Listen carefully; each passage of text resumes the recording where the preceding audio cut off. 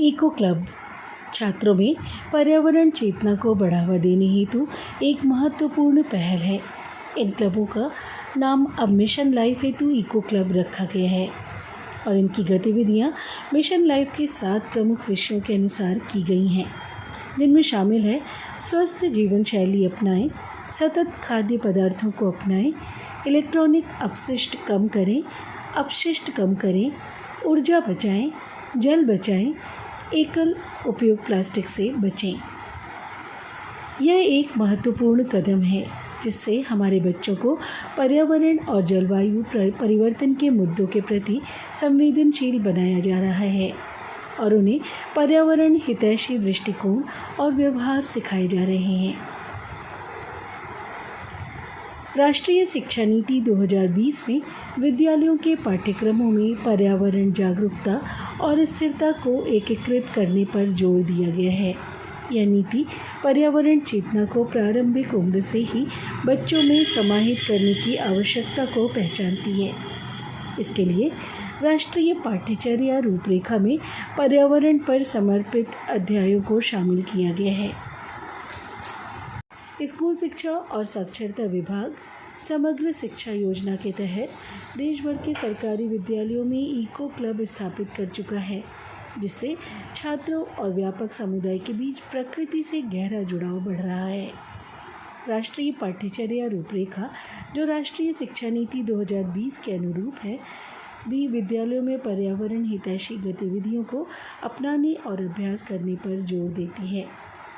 Eco club mission life के उद्देश्यों को बढ़ावा देने में महत्वपूर्ण भूमिका निभा सकते हैं और व्यक्तियों को प्राकृतिक रूप से ग्रह हितैषी बनाने के लिए प्रेरित कर सकते हैं।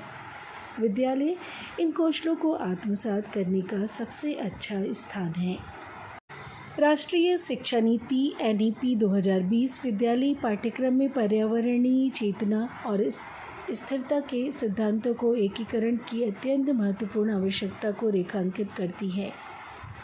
इस नीति की दृष्टि यह है कि विद्यार्थियों में भारतीय होने पर गहरी गर्व की भावना उत्पन्न हो तथा ऐसी प्रवृत्तियां विकसित हो जो सतत विकास एवं सतत जीवन के प्रति उत्तरदायी प्रतिबद्धता को प्रोत्साहित करे। यह नीति भारत की प्राचीन पर्यावरण संरक्षण परंपराओं को भी रेखांकित करती है तथा उन्हें आधुनिक वैज्ञानिक सोच और समझ के साथ समन्वित करती है। मिशन लाइफ एक वैश्विक पहल है जिसे हमारे माननीय प्रधानमंत्री जी द्वारा प्रस्तुत किया गया है। इसका उद्देश्य संसाधनों के विवेकपूर्ण उपयोग को प्रोत्साहित करते हुए पर्यावरण के संरक्षण एवं संवर्धन को सुनिश्चित करना है। मिशन लाइफ हेतु इको क्लब इसी उद्देश्य की दिशा में कार्यरत है। आज 22 अप्रैल पृथ्वी दिवस के अवसर पर हमारे वाराणसी के अचेरई गांव ब्लॉक के स्कूल्स ने बहुत बढ़ चढ़कर पृथ्वी दिवस को मनाया, अर्थ डे को मनाया। बच्चों ने QR कोड डेवलप किया और इको क्लब्स की सार्थकता को सिद्ध किया। Eco club for mission life के उद्देश्यों को सार्थक बनाया।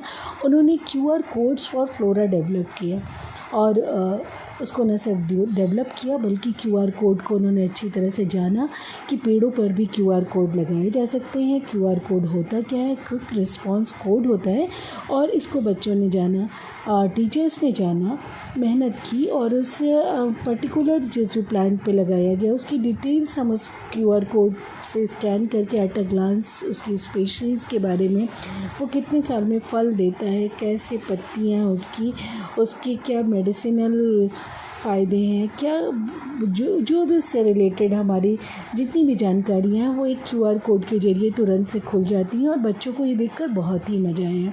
और इसके साथ ही उन्होंने पोस्टर, चार्ट और बहुत से रोल प्ले वगैरह किए जिससे हमारे पृथ्वी दिवस को बहुत ही धूमधाम से मनाया गया।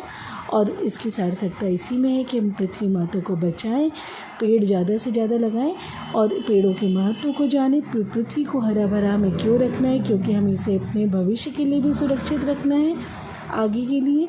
तो ये बहुत ही सार्थक दिन है और बहुत ही सार्थकता के साथ इसे मनाया भी गया और इसके उद्देश्यों को सिद्ध किया गया।